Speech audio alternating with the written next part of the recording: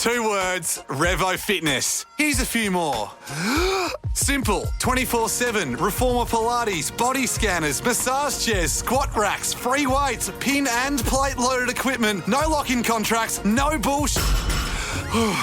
All of that and more from just $9.69 a week. That's surprisingly affordable. Join now at Revo Fitness Northbridge or download the Revo Fitness app. RevoFitness.com.au or find the Revo Fitness app in the App Store. This is the Nathan, Nat and Sean podcast. Here he is, everybody. Officially, the Prime Minister is in the house, not just crashing interviews with our West Coast Eagle. Welcome back. Good to be here. You were at the door sticking your tongue out before. Yes. Oh, I wouldn't have been doing that. That would be very un-Prime Ministerial. What are you talking about, Ross? I was just saying g'day, waving. Yeah, that's very friendly. That's how you met Jodie. Yes, Ross. that's right. Just the lovely tongue Jodie. out at her. You have already spoken to Jodie this morning. I have. I texted her early to say good morning, and she rang me back. And it was, I did say after a while, it's actually 3:30 here, so... So you got up at 3:30 this morning because of the time, like your body's in that, My body wakes up before 6 every day, and it did today too. So it's brutal. That happens, and it actually, I find if you're here for a couple of nights, which I am this time, I'll go back over east tomorrow, it makes more sense to keep on East Coast time. So I went to bed pretty early last night. The 3-hour time difference at the moment really. Yeah, it's hard, doesn't I had it? dinner at like 5. You got a pensioner discount though, so that was amazing. You caught up with Roger Cook yesterday. I did catch up with Cookie. I know you had the media there, but then they left. Do you ever have like personal discussions with him? Oh, absolutely, because we've known each other since before either of us were in politics. What do you talk about? We talk about footy, we talk about the campaign, talk about what he's going to do. We talk about, Did you get some tips from him? Because he did pretty well. He did well, Rog. Better than expected, actually. He romped him. Well, I expected a pretty good result for him. We didn't think he was going to lose, but we thought that the opposition might do a little. There'd be a correction from the last, more of a correction from the last election. I think most of the media expected that, but he's been a good government, and they got a plan, and it's basically we're in lockstep. He's got a future made in WA. I've got a future made in Australia. Yes, manufacturing is a big thing. Today we've got a big $750 million announcement here at Curtin University. It's about making steel, green steel and green aluminium here, green metals, and that is spot on with what his agenda is. Renewables, backed by gas, powering jobs, powering manufacturing here, making us more resilient. And we've received a reminder this week why that is necessary. So we're talking about the tariffs that are going to be imposed by the Trump administration. That's right. Now, you've spoken to him, obviously, and pleaded our case. And it's not done in stone yet. Well, it kind of is. They've been very clear, and I've had 2 conversations with him. They're of the view that tariffs somehow are the most beautiful word in the English language, according to him. The truth is that it's an act of economic self-harm. Tariffs increase costs for Americans who are buying those products. Yes. And so we don't think it is in the US's interests or in Australia's interests. The stock market agrees by what's been going on. The stock market agrees. And people who are buying those products will agree too when they realise that, in fact, it is a tax on them that then goes to their government. But it doesn't make sense. We'll continue to argue our case. We'll do it constructively and respectfully. The opposition is saying that you haven't defended our position enough and haven't gone hard enough. But you really don't have any bargaining power if they've said... This applies to everybody, no exceptions. 2 points there. One is last time round they did exemptions, not just for Australia, for a range of countries. All got these exemptions. This time round they've said no exemptions. Doesn't matter who they've spoken to, who they've met. This is slapped right across the board. That's point one. Second point is, when the world throws challenges at us, I will always have Australia's back. Peter Dutton will always turn his back on Australia.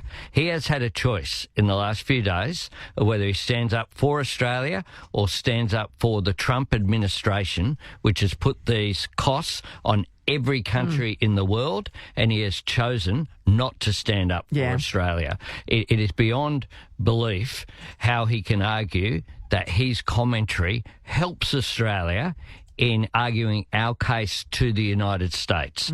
It clearly undermines it because he never, ever wants the best for Australia. He wants the worst for Australia because he thinks it's better for him. Do you think it's fair, though, that, and these comments came before, but you've got Kevin Rudd, who's an ambassador to America, who said stuff about Trump, and he is a human being that does not forget when somebody disses him. That can't be helpful either. Well, have a look at what JD Vance has had to say. Well, Cookie then said something about him. And I'm a big fan of Rogers, but yeah.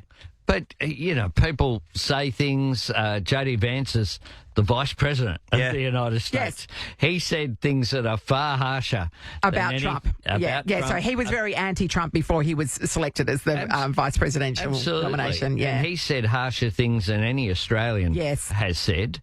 And he's been welcomed back into the fold for sure. So you're right. Absolutely, he's now the VP. Yeah. So it's a good point. I think that those things go through to the Cooper, frankly. Kevin is working really hard, and it says something about the importance we place in the relationship that we've got a former Prime Minister as our ambassador.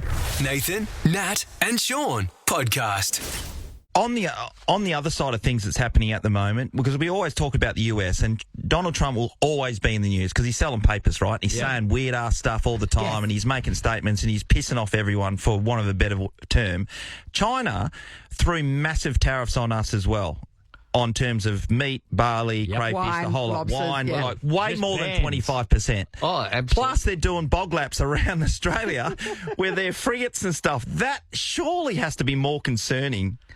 Well, China, we fixed the relationship. Yeah. What we did was there were tariffs on Australia or straight bans on issues like lobster. Yeah. That's so important They just for a halted place like imports Geraldton. altogether, They just stopped it. Full stop, exclamation mark.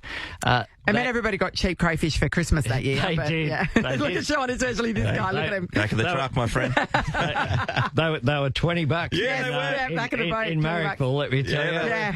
At my little wholesale outlet there in Marrickville in Sydney. But, we fixed that. Yeah. Through diplomacy, through the work that we've done. So what about the security concern, though, that we were, we all saw the boats? Oh, look, we have boats in the South China Sea, and we do exercises all the time. No, but they did exercises around our entire coast. Like, what's that about? We do exercises in the South China Sea, in the Taiwan Straits, etc. What they wanted, I'm sure, from us, was from us to say, no, you're not allowed to do that, and then they would say, in international that escalated. law, that was accordance with international law.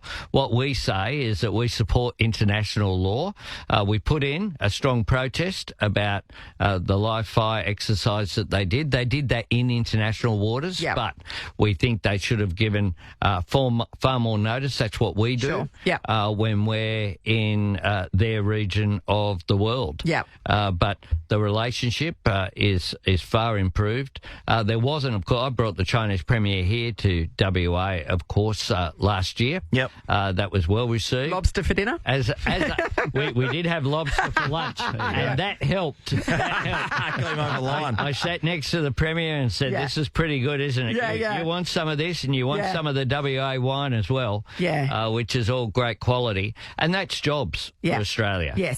My job is to support Australia's national interest, to support good relations with everyone across the board when it comes to economic relations. We have a different political system from China, so we're going to have differences with them. We'll talk about that honestly and in a straight way, and that's what we've done. Albo, I really like what you were talking to Jeremy McGovern about when he was just in here a second ago, and keeping the main thing the main thing. So in polling and in politics, a month ago, everyone was saying that Labor Party are under pressure. That's your government, they're under pressure, and the Liberals have, I don't know, maybe surged ahead might be the wrong term.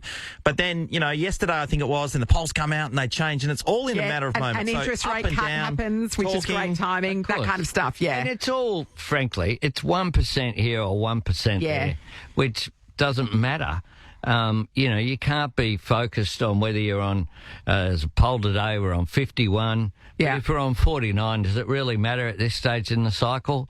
And polls are notoriously small numbers of, small sample sizes. What matters is when people go into a polling booth and put numbers next to names. When is that going to happen? And that will happen in May. Do we know which when weekend? That happens, there's 3 weekends it could happen, right? There are 17th and working back. Which one do you think we should set aside? We'll wait and see how we go. We'll do a budget on March 25. But when people put numbers next to people's names, they'll know that my government has got inflation down, has got wages up, 1.15 million jobs, is managing the economy well, that we've got a plan for aged care that we're implementing. We've put nurses back into aged care. We're making childcare cheaper. We've increased wages of childcare workers, aged care workers. Yep. We're dealing with the challenge of climate change and making more things here in Australia. And the alternative, what they'll have to focus up on, is nuclear energy sometime in the 2040s. It'll cost $600 billion. Free lunch for some that all your listeners will have to pay for of $20,000 and cuts to pay for this nuclear fantasy. That they are the options that they'll have, and that's why I'm confident that when people put numbers next to names, they'll do what they did for the Cook government, which is to say they deserve another term, and the other mob simply aren't ready. They're not ready for government, and Peter Dutton has shown that this week. He had a chance to look like a leader, to be bipartisan, and once again, he just chose to not stand up for Australia, but to play politics. We do have to let you go, but we did note that you rolled up your sleeves and went into the face of the cyclone when clearly lessons were learnt from the Scott Morrison bushfires episode when he went on holidays to Hawaii. But what was it like up there? I mean, obviously there's a lot of people very much still impacted by the floods and damage that was caused by that storm. They are still impacted, and we have increased disaster relief going up there. So what happened on that day? Peter Dutton flew out of Queensland and I flew in. Right. I flew up to Sydney in the morning. We did a big announcement. I had a meeting with Chris Minns, the New South Wales Premier, because it impacted northern New South Wales severely as well. And we did a big schools funding agreement, $4.5 billion. Had other meetings during the day. I did have a fundraiser during that day, but then flew up, had a meeting with Premier Crisafulli that night, and then attended the meeting of the disaster coordination authority that took place the next morning, and then cancelled everything else that we had. I was due to be over here for the election. Right. I was going to be with Roger on the Friday. There was a lot of chatter that you were going to call the election, and then this cyclone started hovering, and you went, obviously we've got to wait and sort that out. We were just focused. I spent all my time either in southeast Queensland, in northern New South Wales, or at the National Situation Room in Canberra, making sure that we did what we could. Yes. You can never do these things perfectly. Can't turn the weather around, but the effort of the three governments working hand in hand in partnership was incredibly positive, and I have a good relationship with both the premiers, one Labor, one Liberal, doesn't matter. There were no politics involved here, no borders. We just got on with it, and just a shout out to all the SES and volunteers. At the worst of times, we always see the best of the Australian character. It is true. And we did that. Yeah. Good on you, mate. Thanks for coming in. I'm sure we'll be seeing you again. Fantastic. So next Friday, same time. Footy chat. We'll get the governor in. Footy report. You might get a rugby league team over here too. Yeah, that's true. Thanks, Albo. Nathan, Nat and Sean is a Nova podcast. For more great comedy shows like this, head to novapodcasts.com.au. 2 words, Revo Fitness. Here's a few more. Simple, 24/7, reformer Pilates, body scanners, massage chairs, squat racks, free weights, pin and plate loaded equipment, no lock-in contracts, no bullshit. All of that and more from just $9.69 a week. That's surprisingly affordable. Join now at Revo Fitness Belmont or download the Revo Fitness app.